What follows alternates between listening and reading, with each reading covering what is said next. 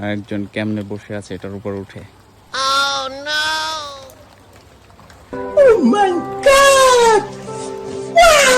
অনেকদিন পরে এরকম এক্সপিরিয়েন্স। আগে ছোটবেলা প্রচুর পরিমাণে চার পার হয়ে এভাবে আসলে মানে স্কুল লাইফটা পার করেছি মোটামুটি বাড়ি থেকে প্রায় 3-4 কিলোমিটার দূরত্বে।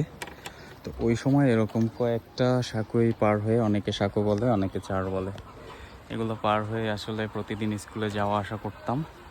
সেই দিনগুলো এখন শুধু স্মৃতি।